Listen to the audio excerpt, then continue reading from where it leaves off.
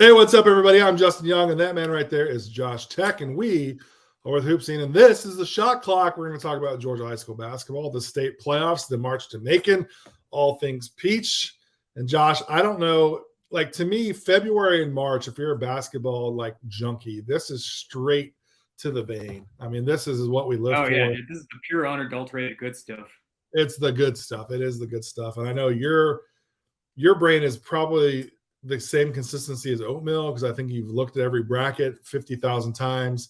We have a 50-page document that we're working on. You and I have been working on, and that has fried my brain. Mostly you. That's mostly you. You're the mad scientist. I'm just adding like little things in there, but mostly no, you. Dude, you're doing it. You're doing it too. But well, that's the fun part of this. And part of the reason why is because we've got so many brackets, man. We hand out trophies left and right in the state of Georgia, and that means there's a lot of stuff. Basically, there's probably, I don't know the number. I could probably figure it out, but probably I would think only 20% of teams in Georgia are not playing in the state tournament, honestly. Yeah, I mean, pretty much, yeah. I mean, that actually is worth it. That might be, if somebody is really bored, we'll get right into it. Let us know in the comments below right here on YouTube what percentage of teams from Georgia are not playing in the state playoffs. I'd love to know that data. That would be fascinating. Yeah, that's actually really interesting. Yeah, there's a ton of teams. We'll see everybody essentially. If somebody does that, I'll give you a free T-shirt. I'll give you a free Hoop Scene T-shirt. Maybe it's bow time. I've got some other stuff. We've got Waffle House shirts.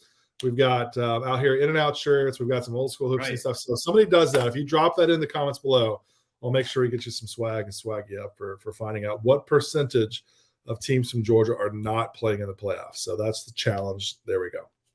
Now that we've got that established, Josh, we're going to talk about all the brackets, really most of them. We're going to ask some questions. We're going to really tap into your knowledge. I don't know about you, but at this time of year, I keep these printed. I keep them with me everywhere I go, mostly because I'm blind and I can't see on the computer. So I keep these with me so I can, don't laugh at me. I'm going to share something with the world that I probably shouldn't. This right here is on my desk because that's how blind I am. I literally have to. That's incredible.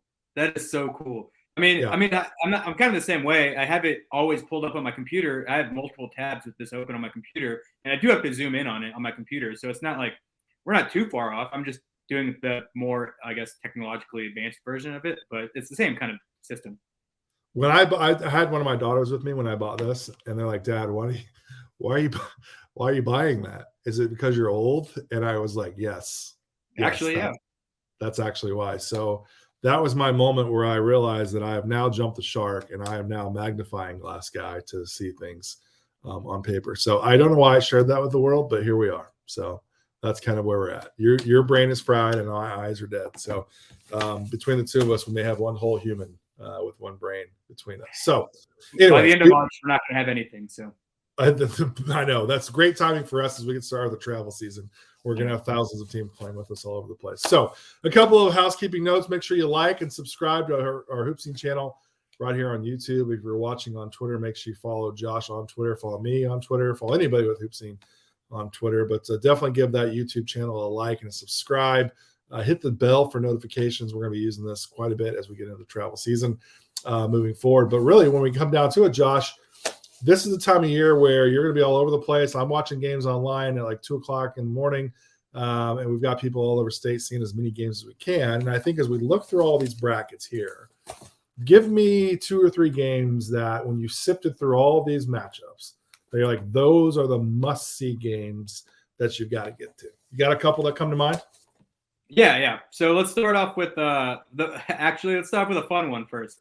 I think the first, off air we were discussing this. The team that I'm rooting for, I know like in my position you're not supposed to be rooting for anybody, but I am actually rooting for this team like an AAU parent that's going to be screaming at the refs all game long. I'm going to be at all their games right behind their bench, screaming at the refs, screaming at everybody that's not associated with this team. But I'm rooting for Coffee to win their first round matchup because Lord knows I love Coffee, and it's the only thing that's gotten me through writing all these bracket breakdowns and all that stuff. So Coffee versus Dutchtown, tuning in for that. Coffee, I love you. Let's take this to Macon. Okay. But on a more serious note, Coffee NIL money is what I feel like you're trying to do. Yeah, honestly, like let's go. Like let's come up with some kind of partnership. Like Folgers, you want to sponsor Hoop Scene? Let's go. Folgers for people that have these on their desk. Like I feel I was trying to think of like one of the big name coffee brands, right? We're trying to get the money. Like I'm not trying to go too niche with it, like because fair. you gotta get the payout.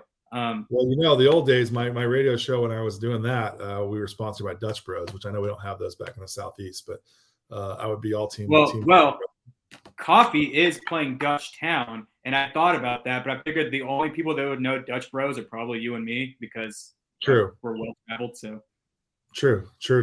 Well, let's see if we can put it in motion and get a Dutch Bros in Georgia all at the same time. So I like your heads on that. But you know what, coffee though, like truly, like coffee and Dutch Town, those are two hard playing teams. I actually do think that'll be a highly competitive game. Where's that game? Is it in Coffee or is it at Dutch Town? I think it's at Coffee. Yeah, so you got a game that's going to be well attended. Dutch Town is no stranger to playing high level teams. They're coming out of a really good region. Right, exactly. So Dutch Town are no stranger to these types of atmospheres and these types of matchups. So I like that. Let's keep it moving then. Is there another matchup that jumps out to you? Yeah, I think this is like maybe the best first round matchup, and like seriously, truly one that I'm considering going to is Kings Ridge at Social Circle. That's number 4 Kings Ridge, which is crazy to say. Number 4 Kings Ridge at number 1 Social Circle, and that's just as high level as it gets in Class A D1. Social Circle's been a powerhouse in Georgia recently, and Kings Ridge is as good as it gets. They played in the quote unquote region of doom, and they've been battle tested, and they made it to the finals in a private last year. So Kings Ridge, they've been there before, and this is a really great first round matchup. Okay, did you have to Google where is Social Circle? No, I've actually been past it before. It is on 20 going east. When I went to Grovetown earlier this season, I drove by Social Circle, and it stuck out to me because I knew they were a team.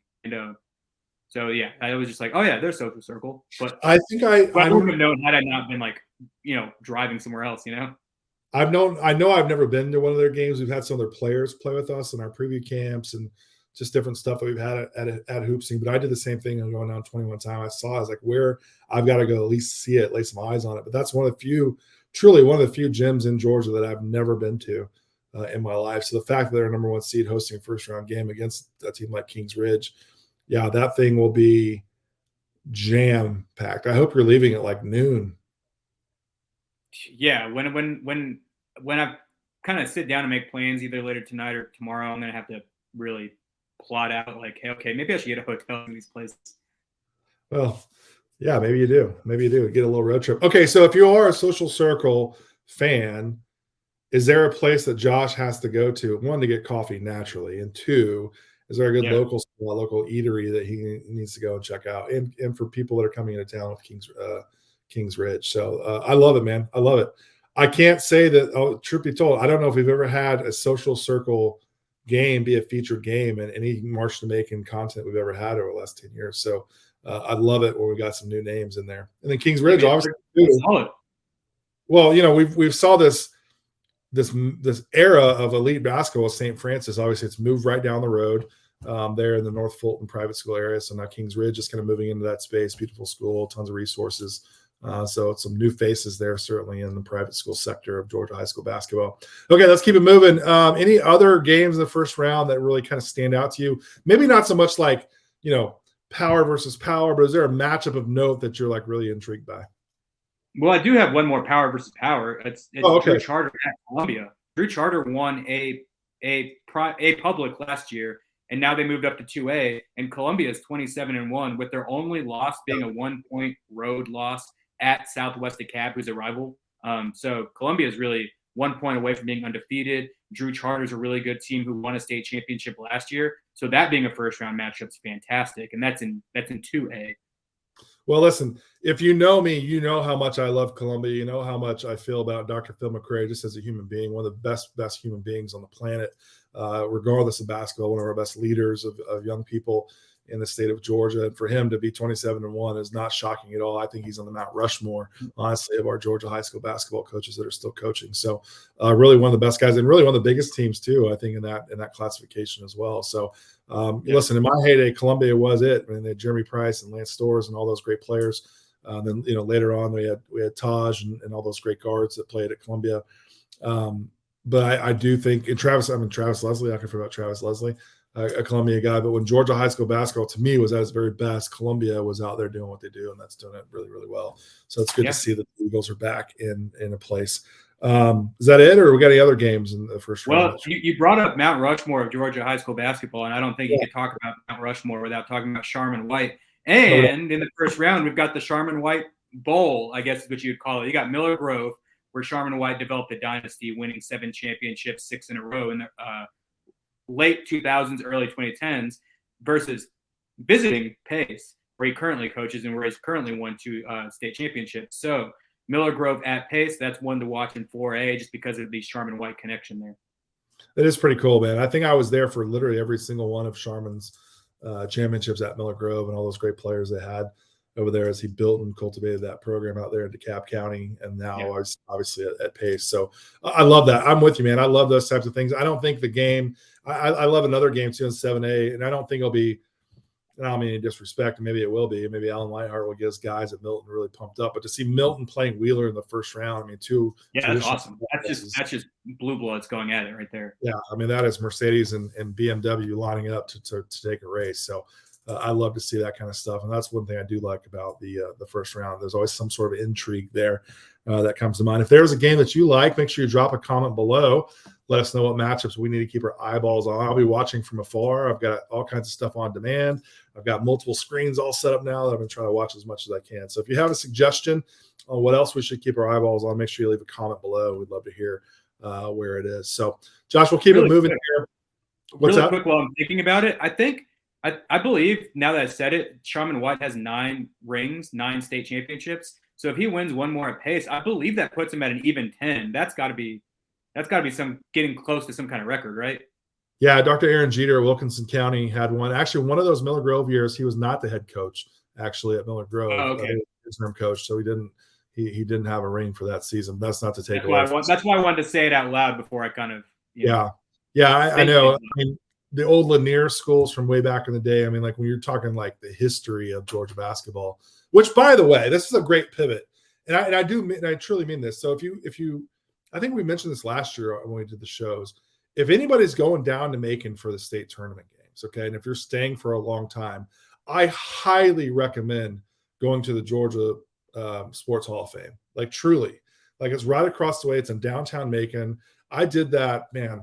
This must have been 10 years ago at least. But I went down there and I spent like 5 days in Macon, which I think I did everything you can go do in Macon, which doesn't take you very long. But I went over to the the Georgia Sports Hall of Fame, and they have so much great stuff that's in there that if you're in town, you're looking for some time, go over there and check that out. If you're a real junkie, it's a ton of fun. It's really cool to see all kinds of cool stuff from Georgia, just sports in general. It's worth going over there. Tons of high school stuff that is over there as well. So speaking of history, we've got, it's funny when you look at if you go to GHSA's page, you can find a sheet for all their champions, right? And it's really interesting. I've been spending a lot of time there. Yeah, no doubt. Well, you've seen this. What do you see? You see repetition, right? You see Wheeler wins it all the time, and Norcross wins it all the time. Wilkinson County, and then Morgan County, like Columbia, and like all these schools constantly repeating. Like that happens, I think, every year. I'd have to look it up, but I feel like there's a consecutive winner that might have been going on since the start of all high school basketball in Georgia. Like truly, like there's a repeat in one classification every single season. So that being said, of all the teams that we have playing in our how many brackets do we have? Eight brackets? Yeah. How many, which of those teams in all those classifications has the most likelihood to repeat as a champion from last year? Green Forest in AD2. Last year, Green Forest won A private, pardon me, Yeah. and they moved to AD2, and they are the odds-on favorite. Like, that's no disrespect to any team there, but I think if you gave truth serum to everybody would be like, yeah, Green Forest is probably going to win, right? Probably win comfortably. They have 2 difference makers in DK Manuel and Guy Chol. Guy Chol going to Mississippi State, DK Manuel going to Georgia State. 2 people pushing near 7 feet tall who play at the same time. That's just tough to contend with, regardless of who you are. Yeah, no doubt. It feels like in that division too. I know they've shifted things around, but I feel like, for years it was Green Forest and St. Francis. Green Forest and St. Francis. It was always those 2 teams. Yeah. And I feel like Green Forest, every year they're going to be a contender, no doubt about it. And certainly, the size we know. I think just even in the last 12 years, they're probably the most storied big man school that there is in the state of Georgia. No question about it. Okay. Any other like outliers? Anybody else have a chance to double up? Yeah. So 2A and 2A is interesting because they have 3 teams that won state championships last year. Okay. So Spencer won 4A and they moved to 2A. Drew Charter won A public and they moved to 2A. And Westside Augusta won 2A and they remain in 2A. And all of those teams are good enough again to repeat. So you have a really unique situation where it's 3 teams who could viably repeat in one classification. So that's one to keep an eye on. I know Columbia's in that one. So that's up team 10. There's 3 teams who can reasonably repeat within 2A. You brought up a lot of teams last year that I know when I watched from afar, and I felt this way, and I could be wrong, but I did feel like last year anything below 4A, a lot of people, and this may just be the biases of Atlanta basketball people, right? Where Spencer won and all the non-Atlanta schools won. You're like, man, who is this team? Where I feel like that happened so much last year. Cross Creek winning, Grovetown winning. It was really good for outside of the Atlanta area, which I do think is really good for Georgia basketball too. So that's interesting. The Class A, I didn't realize that there was that many state champs that are still in that bracket. See, I got to keep these nearby. Okay, so that's a good pivot. Now, does that mean that that's the toughest, the hardest bracket to win in Georgia, or do you feel like there's another contender in that space? Yeah, so 2A is certainly towards that discussion just because there are so many contenders, right? And there are so many teams who have won the championships who are bringing pretty much everybody back. And then you have a team like Columbia who's 27-1. So that is a really tough bracket to get through. And then you also got to look at 7A, right? 7A is always going to be tough because you have all of the national powerhouses, right? You have in order for let's pick Wheeler for instance. In order for Wheeler to win, they'd have to go through like McEachern and Grayson and then someone else in the Final Four potentially, right? And then everybody else kind of has the same battles, right? So like you have all these national names who have played national programs, who have 5-star prospects, highly rated guys left and right. So that's always a difficult one to navigate. And you have a lot of pedigree there, a lot of blue bloods there that aren't going to be easy outs. Sure. Yeah, I'm with it. I mean, I know we talked a little briefly the other day about 7A and man, it is a gauntlet, right? There's so many good teams. There's a Wheeler's bracket to win, but there's so many other teams the way it sets up. And really, this is actually a nice little chance to throw. And I'll put the link below. But I had a really good conversation with a colleague of ours, Corey Keys, who used to work for us, and now he's on staff at Roswell.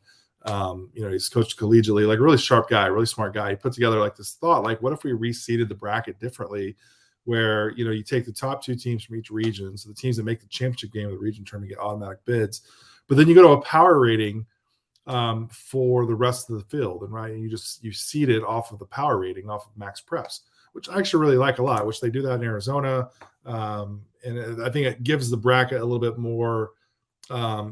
The best teams are playing the longest, basically, and I like that. So I think to that end with 7A, the way that some of the seeds set up, it doesn't necessarily allow that because of the way that it all sits out. So that's kind of just the gist of that. But okay, so I know Grovetown wasn't like a Cinderella. They were really good last year, right? And they ended up winning it, but they ended up playing at home. They beat Wheeler at home, which was one of the most, I don't know, one of the most important wins that we've seen in Georgia high school basketball playoffs in at least the last 2 decades, legitimately. Major win, major shift of dynamics. And here you had, Isaiah Collier, who, now is our number 1 player in the country. Right back then, I don't know if he was certainly in our top 5, which was a major, major win. Is there anybody this year that you've looked at in the bracket that says, hey, you know what? They're playing at home, or, maybe people are sleeping on them. Is there somebody that can really really disrupt the traditional flow when you've kind of looked at these brackets?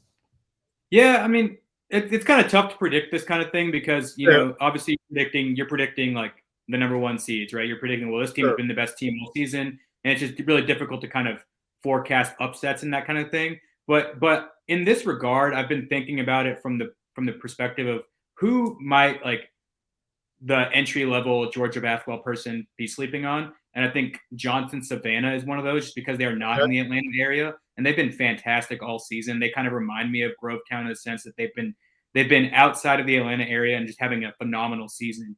And in a similar way, Sandy Creek kind of plays like the Wheeler in this scenario because Sandy Creek has all the talent. They've had a really fantastic season within the metro Atlanta area. So everybody kind of knows that as a name brand, right? And in that same way that Wheeler was a name brand. And in this situation, you have the kind of outsider who's been killing it away from the kind of metro Atlanta purview. And I think that team, Jonathan Savannah, could really surprise some people and, open some eyes to people who haven't had their eyes opened already. Sure. I'm with you. I get that. I like that pick. Johnson Savannah is not a program that is new to the scene. Certainly, they won state championships there. The Adams Smashers have been a powerhouse for quite some time. I remember it's one of my favorite places to go watch a game. I wish we were playing games back at Savannah State. I love games at Savannah State. It's so much fun. Even the old Armstrong too. I saw Wendell Carter play there, and Jaquin Gant, two guys at the time were major guys in the state of Georgia. Some really good games down in Savannah. When I'm looking at 7A, and I'm not saying that this team is going to be a favorite to win it, and I'm not saying that disrespectfully because I think there's so many like heavy hitters in 7A. But when I'm looking at the bracket, and again, they're a number one seed, they won their region, but I think Buford has a chance. Like if they end up in the title game, I wouldn't be shocked by that at all. Yeah, Buford was, if you go all the way back on hoopscene.com, go back to early November, late October when I published my 100 things you need to know about this team. Yeah. I love that. One of my, they didn't make my Final Four, but they were a team that I also mentioned. It was them in Norcross because my Final Four at the time was Wheeler, McEachern, Grayson, and Newton, I think. And I was like, well, Buford could also make a run, and Norcross could also make a run. And I think that's playing out kind of how we're seeing it, right? Buford is in a bracket in which they could make the Final Four at least. If you get that far, who knows? You can make it to Macon. You can make it and win one more game. You can win a championship. Why I put them in this category, this space, is because they're relatively new in this highest classification in Georgia. Yeah, you're right though. Titles in 4A and 5, like when Eddie Martin was there, and we've seen them kind of graduate up into the different classifications where they've not traditionally been in there. They've won titles in these smaller classifications. Now here they are in 7A. So that's what I mean. Like as far as you're right, because a lot of people are going to be picking the traditional blue bloods and the traditional powers. They're going to be picking the Wheelers, the McEacherns, the Norcrosses, the Newtons, the Graysons. However, whatever team you want to ride with, they're probably going to be picking from a handful of the top teams. And I think Buford's going to be flying under the radar a little bit. So I think you're 100% right. They could definitely make it. It's funny. I think it may have been 2020. I think it was. Yeah, it was 2020. Really one of the last real playoff games that I had a chance to be at in Georgia before I moved out here to the West was at Buford, where it was, I would argue that Buford, to me, it might be their new arena, their new city arena. It might be one of the 20 best high school gyms in the country, legitimately, maybe top 10. I don't know. I mean, I haven't been to all of them. It's a cathedral. It's freaking amazing. I love that thing. And it was packed. I'm trying to remember who was there. It might have been Wheeler. It was Wheeler. Was it Wheeler and Norcross playing each other? I'd have to go back. No. Oh, it might have been. I think that was the year that Wheeler beat Grayson for the state championship. I think it was. I think you're right. I think it was Grayson was there before. Nevertheless, what brings me to our question is, what's the best place to watch a state playoff game? And I thought that Buford, for me, has become that. I think for Metro Atlanta, and people are like, oh, it's all the way up in Buford. Cool. That's fine. I think I'd rather watch a game there at Buford than I would even at Gwinnett Arena, to be quite honest with you. And I don't think have you seen a game over there at Gwinnett Arena? Probably not. No, I don't think I've ever been to Gwinnett Arena, but I've been to Buford, and you're right. It's beautiful. I'd rather watch a game there than I would some colleges. So. Well, fair. Well, okay. Well, that kind of leads me to where we're at. So listen, let me pull these up. We've got the new Georgia State Arena, which I think would be really, really cool. Yeah. I love that we're kind of showcasing this new beautiful arena. I think that's going to be really awesome for kids to go down there and play. And I think Jonas Hayes is probably super stoked that he gets to have everybody on his campus to go check it out. West Georgia, unbelievable place out there in Carrollton. West Georgia, yeah, back to back. Let's see here. Fort Valley State. We're going to talk about them in a second. Fort Valley, Georgia College. Again, we've had Armstrong Atlantic. We've had Columbus State, one of the best places to go watch different stuff. But back in the day, we used to have these where the first round was at the home game, and then we went right to like a secondary location. And I would love to see that back over again, because I think it lends to like way more excitement. You get tons of games in one day. The boys and the girls compete, sometimes alternating days, sometimes the same day. Kennesaw State is also hosted. Has North Shout out to Kennesaw State. They're awesome. They might be the best team in Georgia. Who's that? Shout out to Kennesaw State just because they're awesome and they're leading in the A-Sun right now. I know. Unbelievable. It's really cool to see, like getting back to winning ways that we saw Coach Ingle put together during his run there at the very end. So let me ask you, what for you, like for your money, what's the best place to watch a state playoff game? I've got a couple. Yeah, so obviously first I had to go with my house because I don't have to leave my couch and watch on NFHS, and I can walk to the kitchen and get drinks and have some coffee and pet my dog and all that stuff. So that's number one. I don't care what anybody says. All of you agree. I know you all agree. But, you know, I have to think back to last year for one. Pebblebrook is a really great spot to watch a state championship, especially a really big one, because that place gets wild. It's just the right size to where it's like just small enough and just big. It's big enough to where you can cram a lot of people in there, but it's small enough to where it's not this like, it never gets cavernous, right? Like I think that's some of the issues we have with some of these bigger, nicer arenas, like these more like, you know, like the Bufords, like the Wheelers, where they're big, they're nice, but they can kind of lose a bit of that kind of like cramped gym kind of feel. I remember last year in the Elite Eight, I think it was, when Pebblebrook hosted Milton, the Cannon Carlisle, Bruce Thornton Milton team, that gym was packed.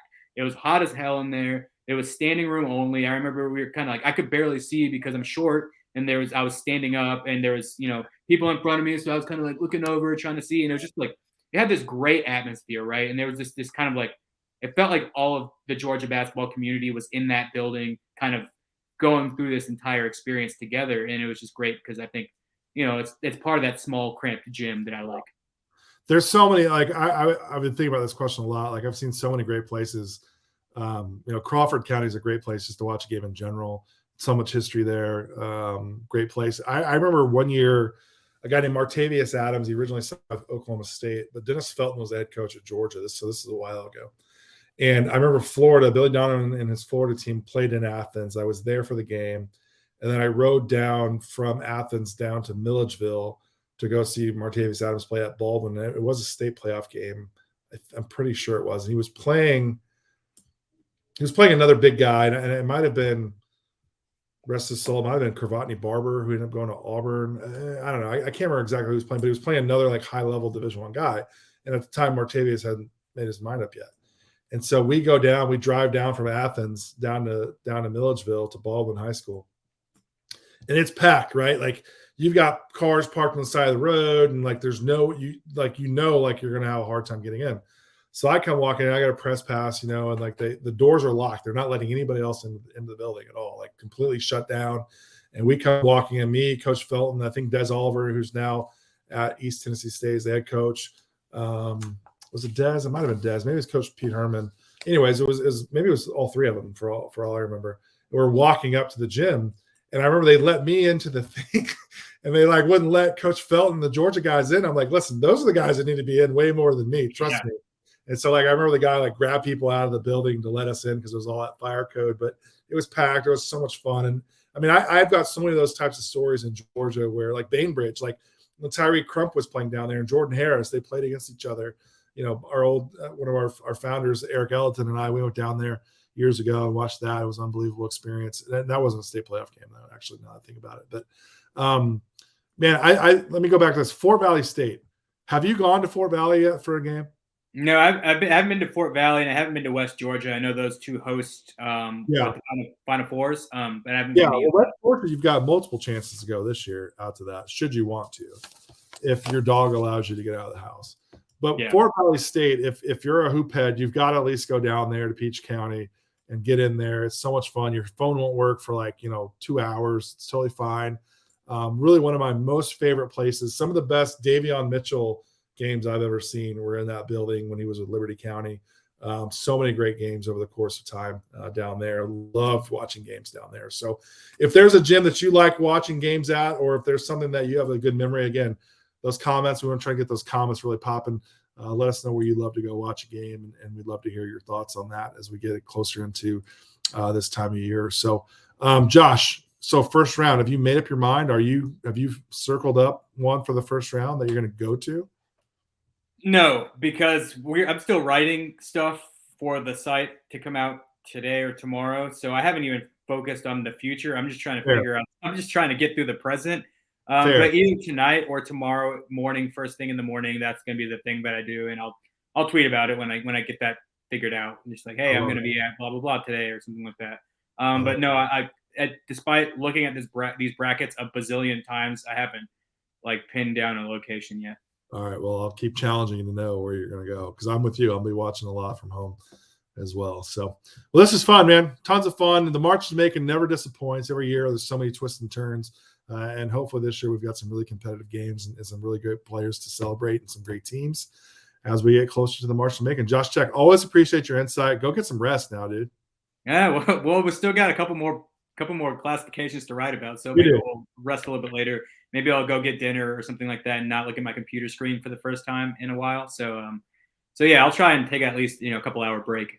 Rest those eyes, or you're gonna have one of these on your desk before you're out. So. Hey, I believe me, I want to rest these eyes. Well, Joshua, appreciate it. Rest your voice box at least for the time being. So we appreciate it. We'll see you in the gym. All right.